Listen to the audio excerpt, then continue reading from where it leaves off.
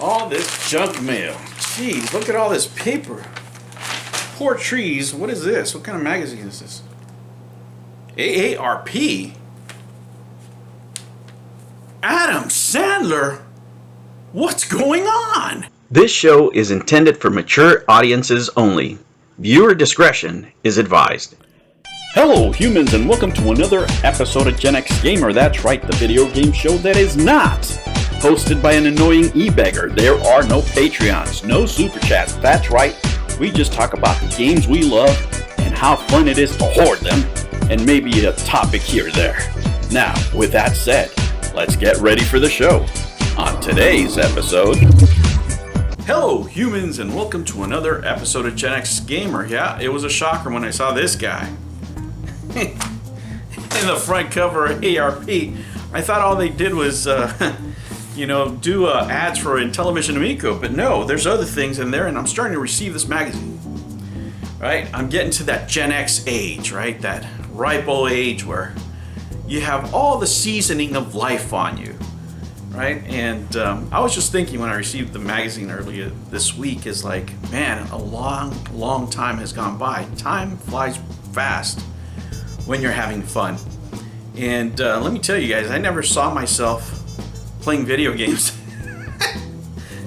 at this age, right? I imagined it, I thought about it. You know, if you'd told me when I was 12 years old or 14 years old that I was gonna have this in the background, I wouldn't have believed you, but I've been really happy. First, let me share some of the pickups I have. Why did I get a Stadia controller? Well, because I'm a game hoarder. Actually, my son gave it to me because, the system's shutting down. Let me show you some of the games I'm going to be playing this week, guys. There's a couple of games here that I think that are underrated on the PlayStation 5. Let me show you the first one is Returnal. I really enjoy playing that game. Another one is Deathloop. Deathloop. Original stories. Guys, I really like this game because it shows what you can do when you get creative. You don't have to reskin characters. You can create brand new, interesting characters, minority characters that will, capture the imagination. I wish they'd do more of this stuff. And if anything, I'd love to see this show, let me tell you. Better than any of the reskin stuff that they're putting out there. And a game that I've been grinding on, this is the one I played during my live stream, is Soul Hackers 2.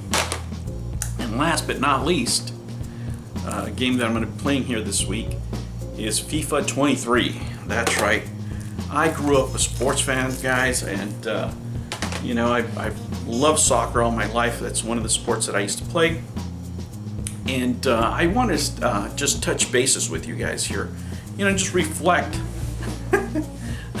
on this time going by and this generation of gamers that we have now that is on YouTube, right?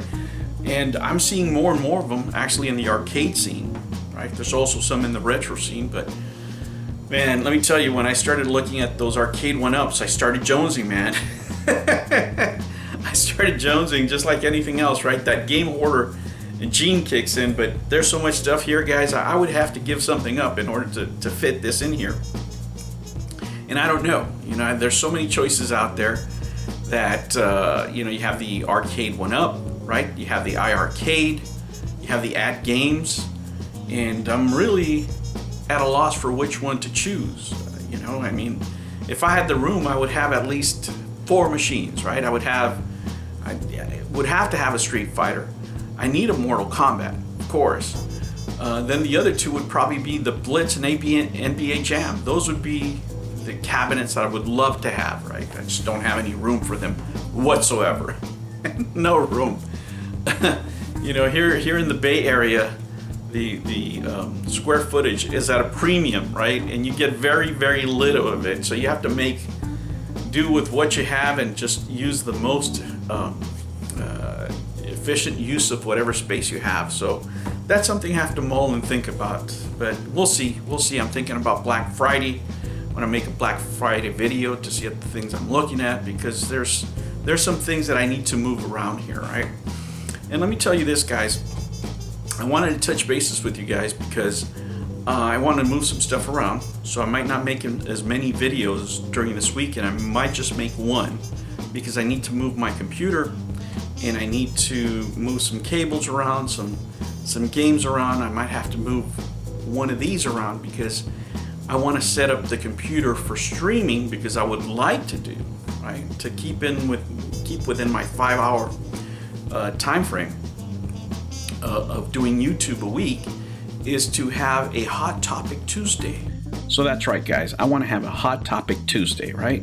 And what I'm trying to do here is keep it within the 5 hours that I have for YouTube a week and still be able to touch bases with you guys. You know, you have to know your strengths and your weaknesses. And unfortunately, I don't have the time to reach out to everybody to answer every question. So hopefully here, you know, during the live stream, I'm able to read your comments and we're able to communicate, and it'll be something set every week that I can set some time aside, 1 hour.